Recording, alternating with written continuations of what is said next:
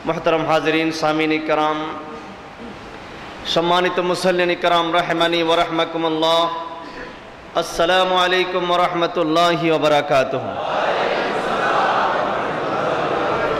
महान रब्बुल आलमीन अहकामुल हाकिमीনের আলিশান দরবারে লাখো কোটি শুকরিয়া আদায় করছি, যিনি আমাদেরকে দয়া করে মেহেরবানি করে আজকের এই পবিত্র দিনে পবিত্র মুহূর্তে গাউসুল আজম জামে মসজিদে এসে জুমার নামাজে শরীক শামিল হওয়ার তৌফিক দান করেছেন। আমরা সকলে বলি আলহামদুলিল্লাহ।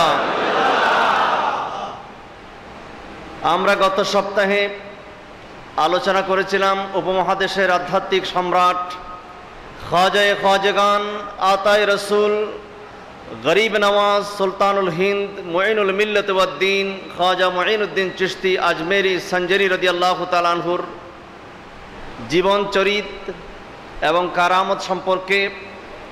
কারণ যে জাতি ইতিহাস জানে না সেই জাতিকে অন্ধ জাতি বলা হয়। এই দেশে তথা এই পাক ভারত উপমহাদেশে ইসলাম এসেছে আউলিয়া ইকরামের মাধ্যমে। এই ইতিহাস যদি আমরা চর্চা না করি, এই ইতিহাস যদি নতুন প্রজন্ম না জানে, তাহলে তারা তো পহেলা বৈশাখের নামে ওই সমস্ত অপসংস্কৃতির মধ্যে লিপ্ত থাকবে। তারা ভ্যালেন্টাইন্স দিবস পালন করবে, তারা এপ্রিল ফুল পালন করবে, যেগুলো ইসলাম সমর্থন তো করেই না, বরং এগুলো হচ্ছে মারাত্মক একটা অনেক সময় কুফরি পর্যন্ত নিয়ে যেতে পারে। কারণ ভ্যালেন্টাইন্স ডে একজন খ্রিস্টান ধর্মযাজক সে আত্মহত্যা করলো তার প্রেমিকার জন্য। আমাদের মুসলমানের ছেলেরা সেটাকে ভ্যালেন্টাইন্স ডে পালন করা শুরু করে দিয়েছে।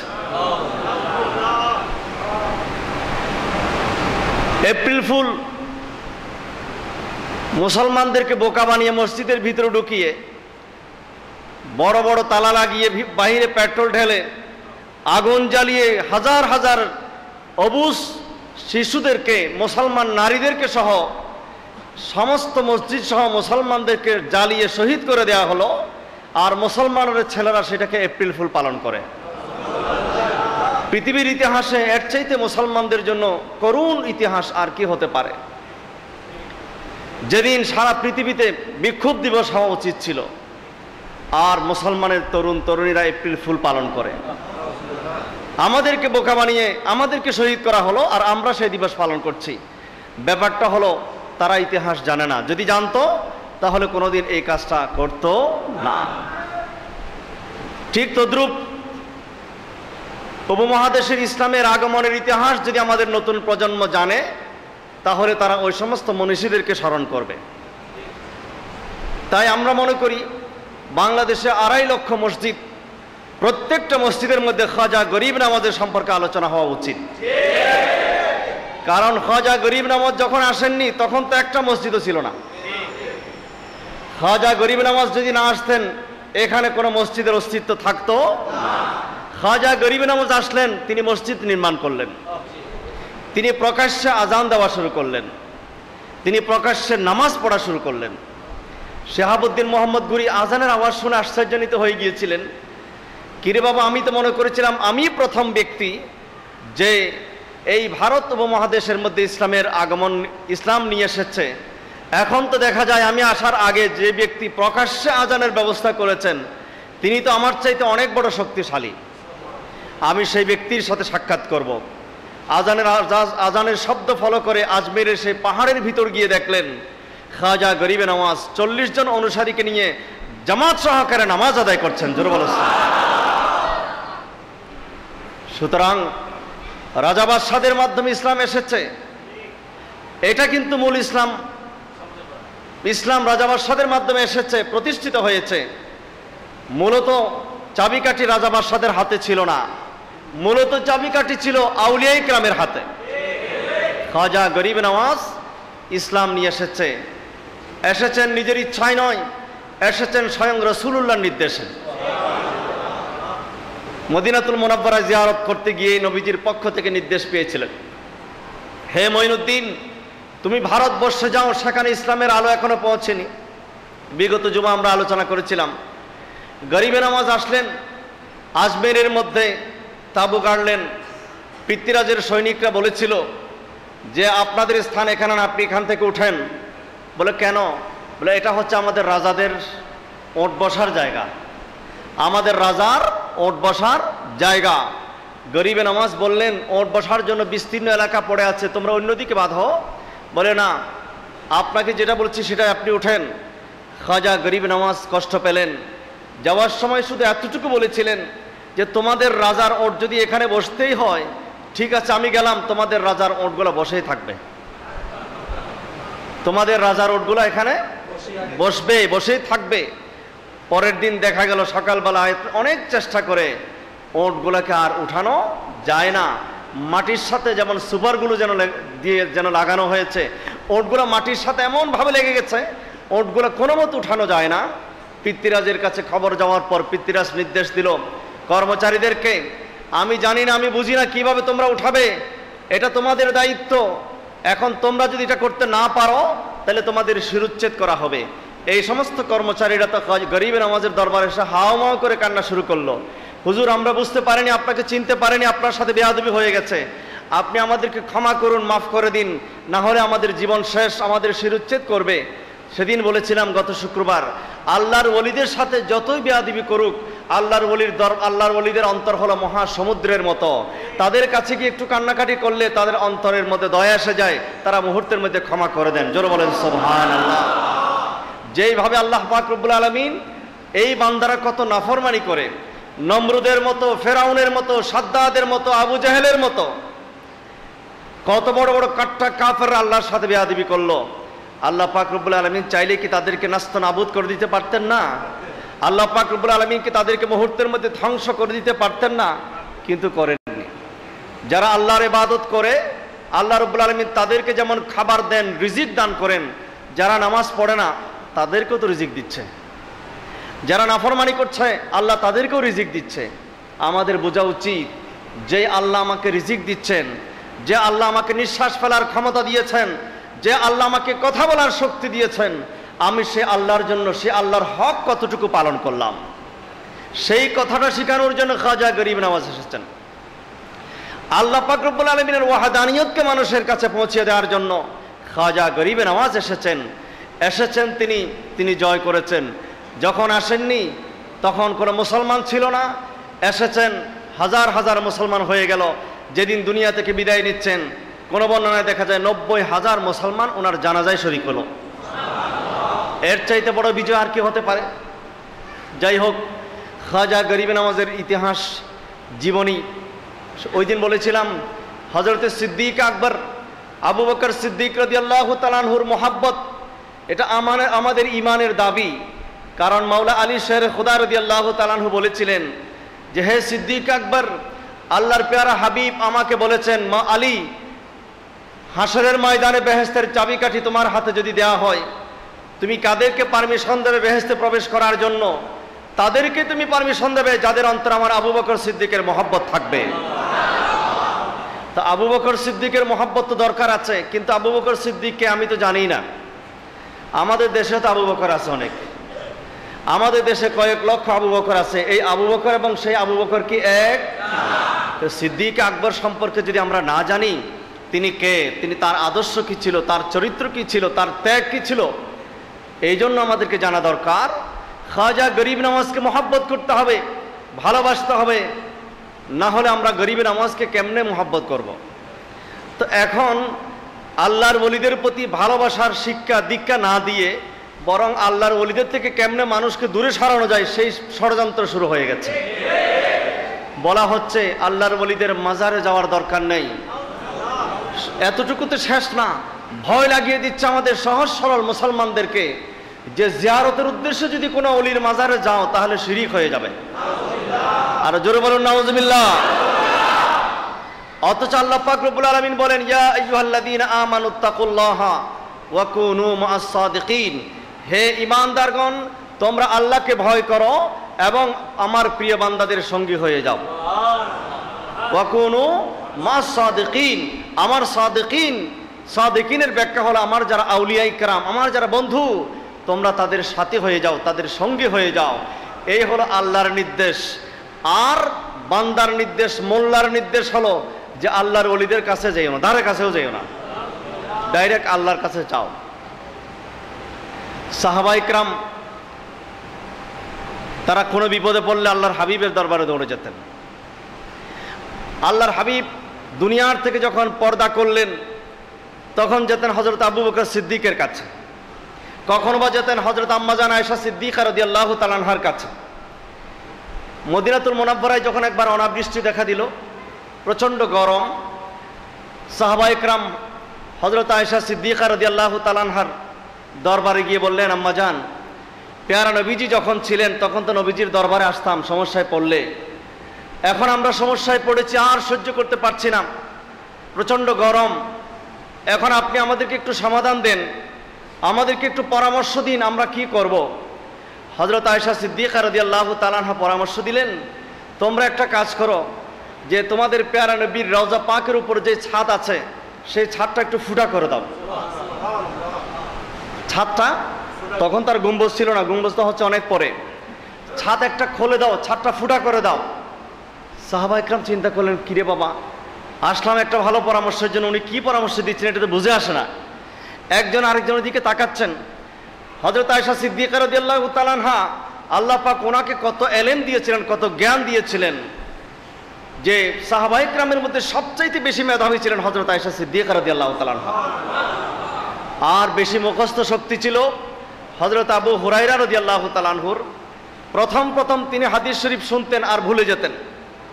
একদিন নবীজির বুখারী শরীফের হাদিস, একদিন পেয়ারা নবীজির দরবারে এসে বললেন, ইয়া রাসূলুল্লাহ, আপনার দরবারে আসি, হাদিস শরীফ শুনি আর মনে রাখতে পারি না সব কিছু, একটু আমাকে চিকিৎসা করে দেন, যে মেহেরবানি করে আমাকে একটু চিকিৎসা দিন, আমি যেন হাদিস শরীফ শুনে আর না ভুলি।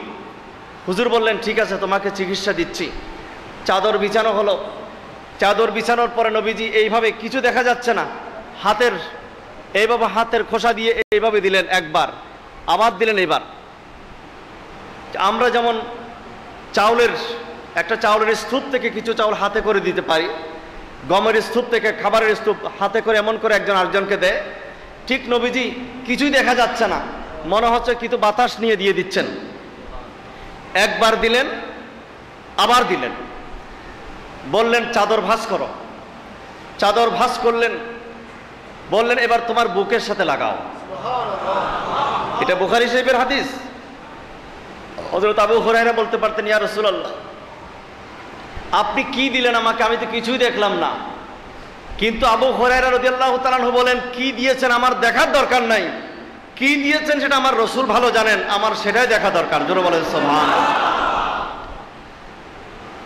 হযরত আবু হুরায়রা ওই চাদর মোবারক বুকের সাথে লাগালেন।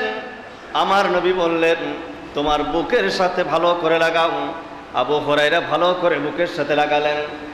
এরপর বললেন, হযরত আবু হুরায়রা রাদিয়াল্লাহু তাআলা আনহু বলেন, যেদিন আমার নবীজি আমাকে চাদর মোবারকে দুইবার এইভাবে হাতের ইশারা করে দিলেন, সেদিন থেকে আমার মনে হলো, হাফিজতু মিন রাসূলিল্লাহি সাল্লাল্লাহু আলাইহি ওয়াসাল্লাম বিআইন। মানুষ গাট্টি নিয়ে সম্পদ নিয়ে যায়, গাট্টিতে করে টাকা পয়সা নিয়ে যায়, গাট্টিতে করে মাল সম্পদ নিয়ে যায়। আমার নবীর দরবার থেকে আমি 2 গাট্টি এলেম হাসিল করে নিয়েছি। 2 গাট্টি আমি আমার রাসূলের দরবার থেকে মুখস্থ করেছি এলেম। একটার নাম হলো এলমে জাহের, আর একটার নাম হলো এলমে বাতেন। জোরে বলেন সুবহানাল্লাহ। একটার নাম হলো এলমে জাহের, জাহিরি এলেম, আর একটা হলো বাতিনি এলেম। একটা হলো প্রকাশ্যে এলেম, প্রকাশ্য জ্ঞান, আর একটা হচ্ছে অপ্রকাশ্য জ্ঞান। প্রকাশ্য জ্ঞানের আমি কিঞ্চিত মানুষের সামনে প্রকাশ করেছি, আর যেটা বাতিনি এলেম আমি সেগুলো মানুষের কাছে প্রকাশ করি নাই। আমি যদি প্রকাশ করি আমার গর্দান 2 টুকরা করে দেওয়া হবে। সব কিছু সবার সামনে প্রকাশ করা যাবে না। আমার নবীর দরবার থেকে আমি সেই রকম এলেম হাসিল করেছি। হযরত আবু হুরায়রা বলেন, সেদিন থেকে আল্লাহর কসম করে বলছি, আমার নবীর দরবার থেকে যত হাদিস শরীফ আমি শুনেছি, হাজার হাজার হাদিস শরীফ, আমি একটা হাদিসও আর ভুলি না। নবীজি দিতে পারে কি পারে না? এটা বুখারী শরীফের হাদিস। আমার নবী দিলেন তো দিলেন, এলেম দিয়ে দিলেন, স্মৃতিশক্তি। হযরত আবু হুরায়রা বলেন, আমি একটা শব্দ ভুলি নাই, একটা হাদিস শরীফ আমি ভুলি নাই। শুধু তাই না, হাদিস শরীফ শুধু ভুলি নাই এমনটি না, কোন হাদিস কোন জায়গার মধ্যে বর্ণনা করেছেন, কোন হাদিস উহুদের ময়দানে বর্ণনা করেছেন, কোন হাদিস বদরের ময়দানে, কোন হাদিস কোথায়। হযরত আবু হুরায়রা বলেন, যেদিন থেকে আমি ইসলাম গ্রহণ করলাম সেদিন থেকে যেই ময়দান, যেই জায়গার মধ্যে, যেই মাঠের মধ্যে, যেই রাস্তার মধ্যে, যেই মসজিদের মধ্যে, কারণ নবীজির সাথে তো আবু হুরায়রা রাদিয়াল্লাহু তাআলা আনহু বিভিন্ন সফরে যেতেন, যাওয়ার সময় কখনো রাস্তায় হাদিস বর্ণনা করেন, কখনো মাঠে বর্ণনা করেছেন, কখনো ঘরে বর্ণনা করেছেন, কখনো মসজিদে বর্ণনা করেছেন, তাই না, কখনো সফরের মধ্যে বর্ণনা করেছেন, কখনো আহলে সফর ওই জায়গার মধ্যে বর্ণনা করেছেন। হযরত আবু হুরায়রা বলেন, কোন হাদিস কোন জায়গার মধ্যে, কোন মাঠের মধ্যে, কোন রাস্তার মধ্যে, কোন মসজিদের মধ্যে, মসজিদের ভিতরে না বাহিরে, এবং সেই হাদিস বর্ণনা করার সময় কারা কারা উপস্থিত ছিলেন, ওই হাদিস বর্ণনা করার সময় কোন সময় ছিল, সকালবেলা না দুপুরবেলা না রাত্রিবেলা, আমি সে সব কিছু বলে দিতে পারবো। জোরে বলেন সুবহানাল্লাহ। আমরা তো শব্দই ভুলে যাই। আবু হুরায়রা বলেন, আমি এই সব তথ্য দিতে পারবো। হযরত আয়েশা সিদ্দিকা রাদিয়াল্লাহু তাআলা আনহার কাছে প্রশ্ন করা হলো যে আপনার স্মৃতিশক্তি কেমন? আম্মা জান আয়েশা সিদ্দিকা রাদিয়াল্লাহু তাআলা আনহা বলেন, আমি আমার নবীর দরবারে আসার পর থেকে যত হাদিস শুনেছি, হাদিস শরীফ বলার সময় কোন শব্দ বলার সময় হেসেছিলেন, কোন শব্দ বলার সময় কান্না করেছিলেন, কোন শব্দ বলার সময় কার দিকে তাকিয়েছিলেন, কোন শব্দ বলার সময় হাত কতটুকু উঠিয়েছিলেন, কোন শব্দ বলার সময় চক্ষু কিছুক্ষণ বন্ধ করেছিলেন, আমি এই সব পুঙ্খানুপুঙ্খ পর্যন্ত বলে দিতে পারবো। জোরে বলেন সুবহানাল্লাহ। এই হলো আধুনিক যুগের যারা বড় বড় জ্ঞানী আছে, এদের জ্ঞান এক পাল্লায়, এদের মেধা এক পাল্লায় রাখুন। হযরত আয়েশা সিদ্দিকা রাদিয়াল্লাহু তাআলা আনহার মেধা এক পাল্লায় রাখুন। সে আয়েশা সিদ্দিকা রাদিয়াল্লাহু তাআলা আনহা বললেন যে তোমরা একটা কাজ করো, রাসূল পাক সাল্লাল্লাহু আলাইহি ওয়াসাল্লামের রওজা মুবারকের উপরে ছাদটা ফুটা করে দাও। এখন সাহাবায়ে কেরাম চিন্তা করলেন যে আম্মা জান আয়েশা সিদ্দিকা রাদিয়াল্লাহু তাআলা আনহা যেটা বললেন নিশ্চয়ই উনি আমাদের থেকে ভালো জানেন। ওনারা গিয়ে আস্তে করে রওজা পাকের উপর ছাদটা ফুটা করে দিলেন। ফুটা করে দিতে না দিতেই আকাশ থেকে ঝরঝর করে বৃষ্টি নামা শুরু করলো। জোরে বলেন সুবহানাল্লাহ। এখন মুহাদ্দিসিনে কেরাম এটার ব্যাখ্যা দিয়েছেন, আয়েশা সিদ্দিকা কেন ছাদটা ফুটা করতে বললেন, আর ফুটা করতে না করতে বৃষ্টি কেন আসলো, এটার ব্যাখ্যা দিতে দিতে দিতে দিতে এক একজন এক এক স্টাইলে ব্যাখ্যা দিয়েছেন মুহাদ্দিসিনে কেরাম। তারা সেখানে তাদের প্রেম, তাদের মহব্বত, তাদের তাহকিক, তাদের গবেষণা বের করেছেন। তার মধ্যে একটা গবেষণা হলো, যারা আশেক মুহাদ্দিস, তাদের গবেষণা হলো যে রাসূল পাক সাল্লাল্লাহু আলাইহি ওয়াসাল্লাম এতদিন পর্যন্ত দুনিয়ার মধ্যে চলাফেরা করতেন জাহিরিভাবে, দুনিয়ার গাছপালা, বৃক্ষলতা, পাহাড় পর্বত, আকাশ বাতাস সবাই নবীজিকে দেখে নিজেরা শান্তি অনুভব করত। আজকে দুনিয়ার বুক থেকে পর্দা করে রওজা পাকের ভিতরে আরাম করছেন, দীর্ঘদিন ধরে আকাশ নবীজিকে দেখে নাই, নবীজির রওজা মুবারক দেখার সুযোগ হয় নাই।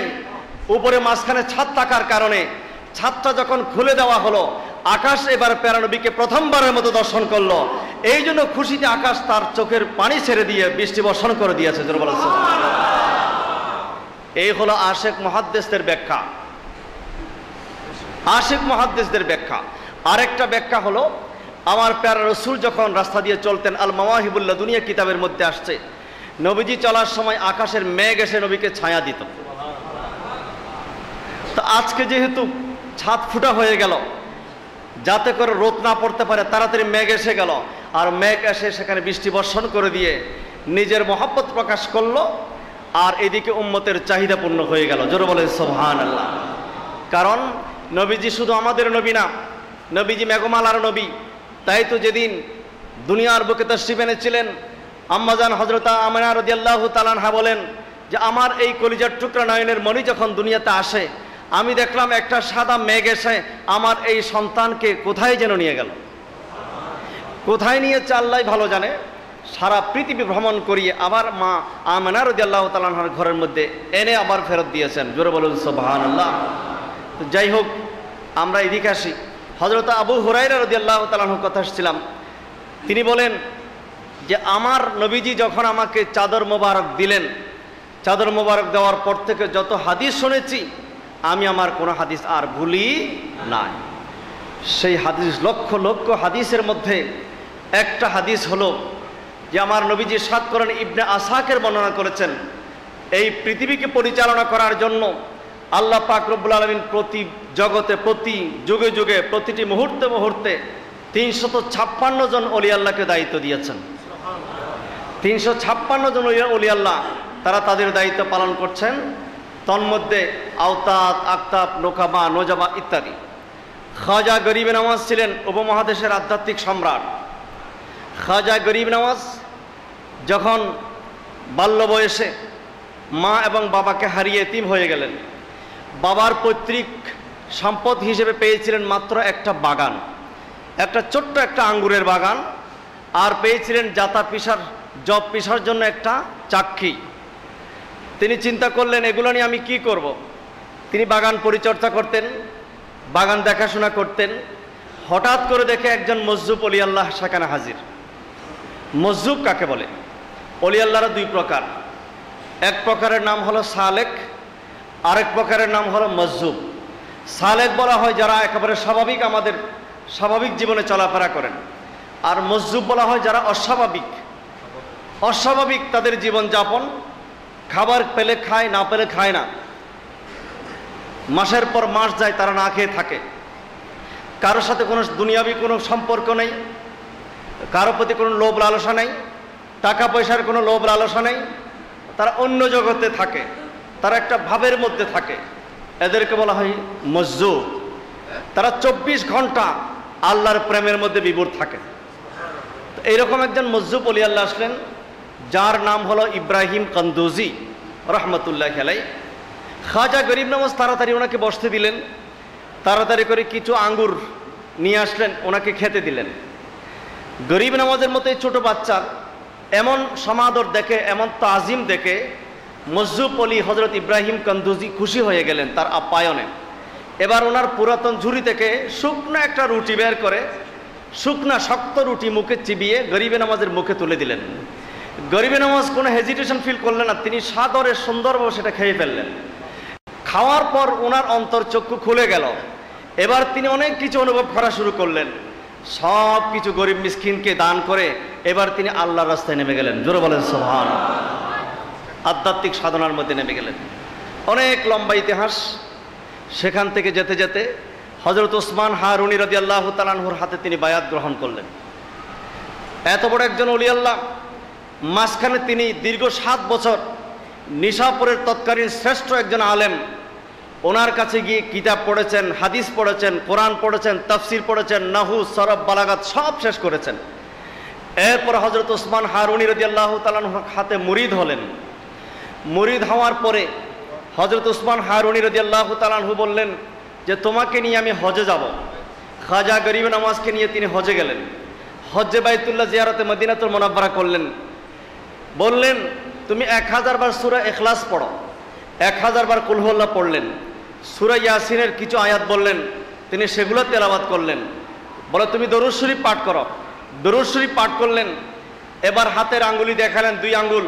বলে আমার 2 আঙ্গুলের দিকে দেখো। খাজা গরিব নওয়াজ দেখলেন, বলে তুমি কি দেখতে পাচ্ছ? বলে হুজুর আপনার 2 আঙ্গুলের ভিতরে আমি আল্লাহর আরশ পর্যন্ত দেখতে পাচ্ছি। আবার বললেন তুমি সূরা ইখলাস 1000 বার পড়ো, পড়লেন। সূরা ইয়াসিন পড়ো, পড়লেন। দরুদ শরীফ পড়ো, পড়লেন। আবার বললেন আমার হাতের আঙ্গুলের মধ্যে দেখো, কি দেখতে পাচ্ছ? বলে হুজুর আগে দেখেছিলাম উপরে আল্লাহর আরশ পর্যন্ত, এবার আমি দেখতে পাচ্ছি নিচের মধ্যে যত জগৎ আল্লাহর আছে আমি একেবারে তাহাতা সারা পর্যন্ত দেখতে পাচ্ছি। জোরে বলেন সুবহান। এবার বললেন ওখানে একটা ইট আছে, কাঁচা ইট, ওই ইটটা একটু নিয়ে এসো দেখি। খাজা গরিব নওয়াজ ইটটা নিয়ে আসলেন। এসে ওনার পীর মুর্শিদের হাতে দিতে না দিতে এটা স্বর্ণ হয়ে গেল। পীর মুর্শিদ বললেন বাবা এতদিন তোমাকে আমি রিয়াজত করিয়েছি, সাধনা করিয়েছি, এতদিন আমি তোমাকে দিয়ে যেই ইবাদত বান্দেগীর তালিম তরবিয়ত দিয়েছি, আমার কষ্ট আজকে সার্থক হয়েছে। আমি পরীক্ষা করলাম তুমি কতটুকু কামালিয়ত অর্জন করেছ। এখন বোঝা গেল তোমার হাতে ইট ধরলে স্বর্ণ হয়ে যায়, তোমার হাতে নাকেস মানুষ আসলে তারা কামেল মানুষে পরিণত হয়ে যাবে। এই জন্য খাজা গরিব নওয়াজকে দেখেই হাজার হাজার হিন্দুরা মুসলমান হয়ে গেছে। যাচ্ছিলেন রাস্তা দিয়ে, যাওয়ার সময় দেখে আগুন জ্বলছে, আগুন। খাদেমকে বললেন কি ব্যাপার, ওখানে আগুন জ্বলছে, এখানে একটু দেখে আসো দেখি। গিয়ে দেখলেন সেখানে কিছু অগ্নি পূজক আগুন জ্বালিয়ে চতুর্দিকে নেশে নেশে আগুনের পূজা করছে।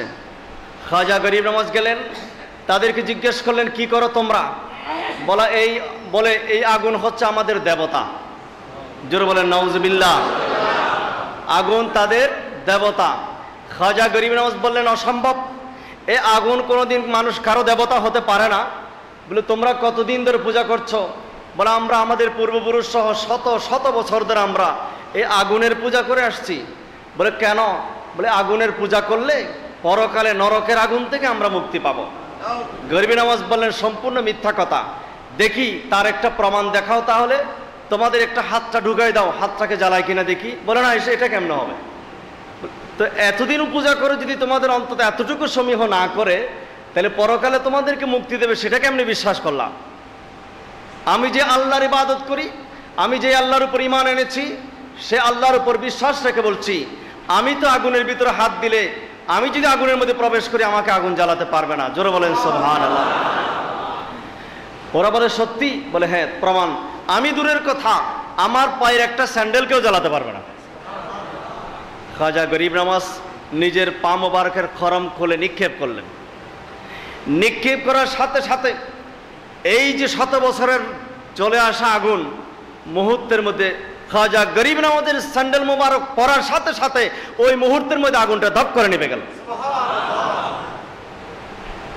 ওরা বুঝতে পারল, খাজা গরিব নওয়াজের কাছে ক্ষমা চাইল, গরিব নওয়াজের হাতে ইসলাম গ্রহণ করলো। ইসলাম গ্রহণ করার পরে গরিব নওয়াজ আধ্যাত্মিক পাওয়ার দিয়ে তাদেরকে বায়াত করালেন। বায়াত করানোর পর তাদেরকে ফয়েজ দান করলেন। তারা সবাই জবরদস্ত ওলি আল্লাহদের কাজই হচ্ছে এটা। ঠিক একই রকম ওনার পীর মুর্শিদ খাজা ওসমান হারুনি রাদিয়াল্লাহু তাআলা আনহুর কারামত ছিল। এগুলাকে বলা হয় কারামত, কারামতুল আউলিয়া হাক্কুন। এটা বিশ্বাস করতে হবে। যারা বিশ্বাস করে না তাদের ঈমানের মধ্যে দুর্বলতা আছে, আর এগুলো নিয়ে যারা ঠাট্টা করে তাদের ঈমান চলে যাবে। কারামত খাজা ওসমান হারুনি রাদিয়াল্লাহু তাআলা আনহু তিনিও যাচ্ছিলেন।